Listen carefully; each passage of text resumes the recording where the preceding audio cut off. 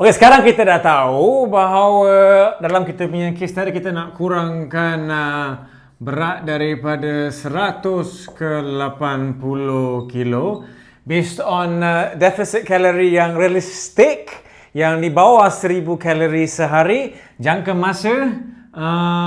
masa yang kita decide okey daripada video yang lepas adalah dalam jangka masa 6 bulan. Supaya daily deficit kalori adalah 855 kcal per day. Okay. So now kita nak ambil langkah yang seterusnya. Kita belum jawab soalan sama ada boleh ke tak boleh dan nak makan apa dan nak buat apa. So bila anda berdepan dengan plan yang sebegini, again, lukis gambar stickman yang begitu simple. Fokus X and Y. Kita nak buang 855. So again, 855 bersamaan dengan perbezaan Y dengan X. Kalau anda tak faham yang ini, silalah rujuk kepada video yang lepas. But basically, kita nak tahu berapakah Y, berapakah X untuk lengkapkan formula ini. Now, kalau saya tanya anda, yang manakah kita nak kira dulu? Nak kira X dulu ke nak kira Y dulu? Lebih senang kita kira X dulu. Jangan fikir nak makan apa dulu untuk syok sendiri baru nak fikir senaman. Lebih baik kita fikir soal pembakaran dulu, baru kita boleh hadkan, budgetkan jumlah yang kita nak makan. Sama juga dengan kalau anda ada gaji bulanan, anda tahu gaji baru plan belanja. Bukan plan belanja dulu, baru nak fikir gaji. Betul? Okay. So now, Y ni adalah metabolisme badan anda. Kalau sesiapa yang nak menjual suplemen ke produk ke yang menjanjikan meningkatkan metabolisme badan, sebenarnya dia akan membantu you tingkatkan Y. Banyaknya pembakar lemak, fat burner, lotion mustajab, korset dan lain-lain, bantu you tingkatkan Y, iaitu tingkatkan pembakaran kalori seharian. Now, Y biasanya bergantung kepada 5 perkara, iaitu umur, jantina, berat, tinggi dan aktiviti. Aktiviti. 5 perkara ini kalau digabungkan menjadi metabolisme badan. Yang agak statik dengan keadaan anda sekarang, yang mungkin tak berubah banyak adalah umur, jantina, berat dan tinggi. Aktiviti boleh berubah hari ke hari. Yang ini agak lebih kurang sama untuk medium term. So now, kalau kita gabungkan 4 perkara ini, dia digabungkan menjadi satu benda yang bernama BMR. Setengah orang panggil RMR. Anda boleh Google kalau nak Google. Dalam e-book yang anda dah pun dapat pun boleh ada ceritanya dalam tu juga. Basically, BMR stands for Basal Metabolic Rate. RMR adalah Resting Metabolic Rate. Maksud dia apa? Ia adalah jumlah kalori yang badan anda bakar satu hari kalau aktiviti kosong. Kalau anda koma ke tidur 24 jam, termenung 24 jam, badan anda akan membakar jumlah kalori yang tertentu yang dikaitkan dengan BMR atau RMR. Now, kenapa badan bakar kalori walaupun tidak ada aktiviti? Ini umpama kereta yang dibuka enjinnya, walaupun tak bergerak tetap makan minyak kerana untuk hidupkan gerakkan enjin tu perlukan tenaga juga. Untuk diri sendiri, our heart is beating, lung kita is expanding, blood masih lagi mengalir. Semua itu proses memerlukan tenaga. Banyak mana sehari? Banyak yang anda boleh kira daripada BMR, RMR. Formula dia again is in the book. Dalam online pun ada. Buat saya paparkan dalam video ini juga untuk rujukan sekarang. Now, tengok kepada formula yang di depan mata anda sekarang. Saya nak anda fokus kepada formula tersebut dan lihat kepada apakah faktor yang dimasukkan dalam formula, iaitu jantina, berat, tinggi, umur. Okay, now jantina tak boleh berubah. Now, ni soal bersyukur dengan apa yang ada. Now, umur boleh ataupun yang angka yang pertama adalah berat. Berat boleh berubah. Lagi-lagi kalau dalam proses mengurangkan berat badan, bila anda kurangkan berat badan, metabolisme pun akan berkurangan. Penting ni. Kerana ramai orang yang komplain, saya dah kurang 10 kilo, kenapa tak kurang lagi? Kena faham bahawa setiap kg yang anda kurangkan, metabolisme akan berkurangan juga. Kerana nak gerakkan kereta yang kecil, perlukan minyak yang kurang. Gerakkan kereta yang besar, perlukan minyak yang berlebihan. Now, nombor 2, tinggi lagi banyak. Tinggi takkan berubah banyak kalau dalam 30-40 tahun pun. Yang ketiga yang penting adalah faktor usia. Lagi tua, lagi kurangnya metabolisme. Bukan kerana bezanya aktiviti, BMR, aktiviti koma aja. Tapi kerana perubahan hormon dalam badan, bila makin tua, kurangnya apa? Kurangnya otot. Bila kurangnya otot, metabolisme akan berkurangan juga. Ini umpama kereta kancil dengan kereta Ferrari. Dua-dua buka enjin, dua-dua tak bergerak, berdiri sebelah-sebelah aja. Ferrari akan bakar lebih banyak minyak berbanding si kancil kerana horsepower si Ferrari lagi banyak. Kalau anda mempunyai banyak otot, banyaknya senaman aktiviti, metabolisme anda pun lebih tinggi. Now, dalam proses mengurangkan berat badan, saya sangat galakkan anda untuk include senaman pemberat, weight training ke, pilates ke, circuit training ke, untuk meningkatkan jumlah otot yang anda ada. Because at the end of the day, bila anda kurang 20 kilo, mustahil kurangnya lemak 100%. Mesti ada gabungan lemak dengan otot. But tak naklah bila you kurus-kurus kering tak bermaya. So, peranan objektif senaman pemberat during your weight loss course is untuk mengurangkan kehilangan otot. Supaya bila you dah kurus, kekal ada otot. Di hari yang you makin tua, wajib hukum senaman untuk kekalkan otot yang ada supaya tak berkurangan dengan drastik di hari yang tua. So again, I harap you dapat memahami apakah faktor yang melibatkan ataupun memastikan metabolisme tinggi di hari yang tua. So kira untuk diri sendiri, berapakah metabolisme anda?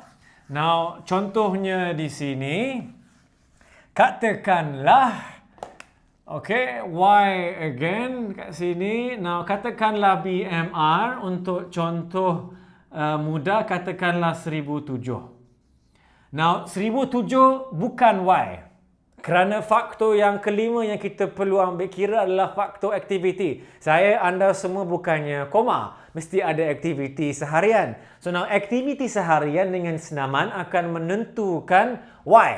Y bersamaan dengan satu perkara yang bernama AMR. Kalau BMR is basal metabolic rate ataupun RMR resting metabolic rate. Ini nama lain RMR sama je.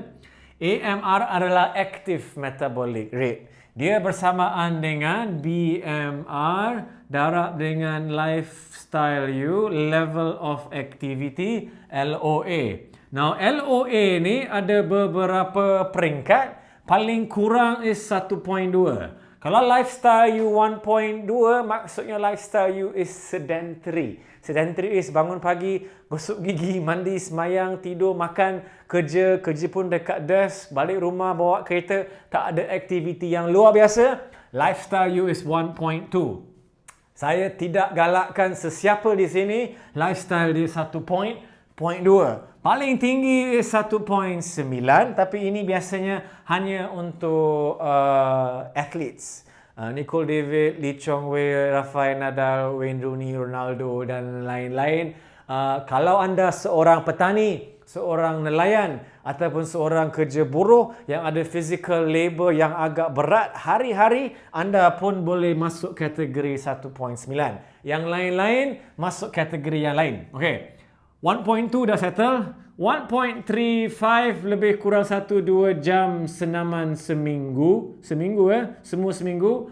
1.55 is 3-4 jam seminggu. 1.7 is 5-6 jam seminggu.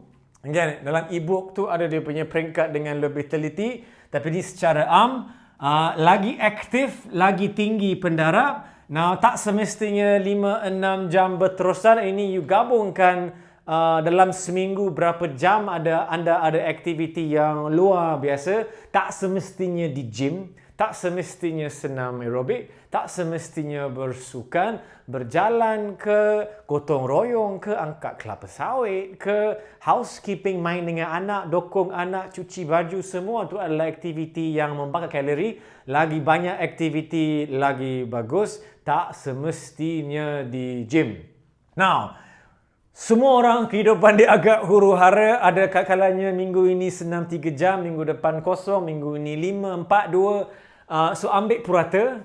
Tapi kalau boleh jangan overestimate. Always better to underestimate. So kalau anda rasa biasanya 1.55 tapi tak yakin dengan setiap minggu, mungkin pergi ke 1.35 atau ambil 1.4, tengah-tengah ke, up to you. Terpulang kepada diri sendiri. Okay? So now, to continue the story, let's say lifestyle our case study di sini is, let's bagi dia lifestyle LOA 1.4.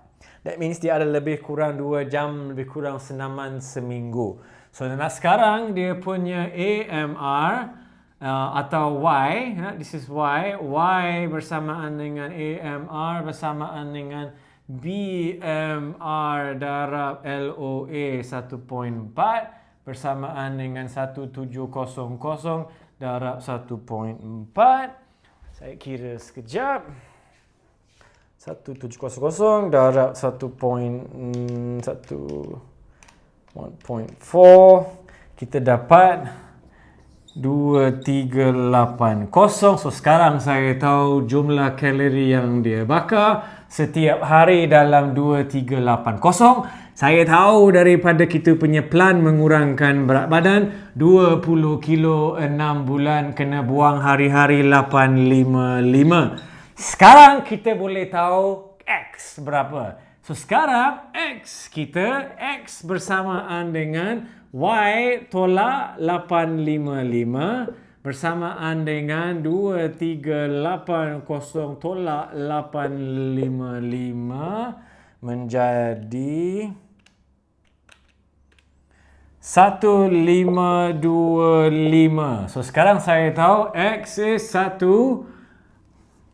So, X bersamaan dengan 1525. Okay, I bagi you sekejap untuk imbas ataupun take a look at this dan fikir sekejap. This is the weight loss plan. Sekarang saya boleh bagi tahu our case study di sini. Yes, plan you is possible. Boleh kurangkan 20 kilo 6 bulan. Hukum senaman is wajib, kekalkan active lifestyle paling kurang 1-2 jam seminggu. You akan bakar 2380 based on age, weight, height, sex dan level of activity. Based on buang 855, jangan makan lebih 1525. Jangan makan lebih 1525 supaya 855 dapat dipekalkan secara purata everyday daripada lemak simpanan. So demi masa 6 bulan 20 kilo akan dibekalkan daripada simpanan tenaga lemak badan yang memang kita nak buang secara menyeluruh. Now, bagi anda di rumah, mungkin setengah orang dia punya nilai X tu sangat sedih. Macam mana nak tahu kalau you punya nilai X ni terlalu rendah? Hukum dia macam ni. Ini hukum dia. X yang anda dapat tidak boleh kurang daripada Y bahagi 2. That means X kita tidak boleh kurang daripada Y bahagi 2. Kalau in this case Y bahagi 2 lebih kurang 1002, 1005 memang lebih daripada 1002, makanya our plan is okay. Kalau tiba-tiba you dapat X you 1000 je dan 1000 is kurang daripada Y bahagi 2, that means your plan is terlalu drastic, is too ambitious. Masalah dengan X yang selalu makan sikit sangat, nanti you siksa, tak semangat, tak bertenaga, you punya immune system will fall, cepat sakit, susah nak kekal lama. So if your plan is not realistic, you have two choices. A, panjangkan durasi, panjangkan masa, atau B, pendekkan jumlah yang you nak kurangkan. So kalau you dalam cabaran 6 minggu, 5 minggu, you have no choice to panjangkan masa, so kurangkan matlamat. Boleh? So now, untuk teruskan awak cerita, soal senaman dah terjawab. Hukum senaman bagi dia di sini is wajib 1-2 jam, makan 1,500. So soalan yang seterusnya is, apa bendanya yang kita nak makan? Jumlah dia 1,525 kalori. Find out in the next video.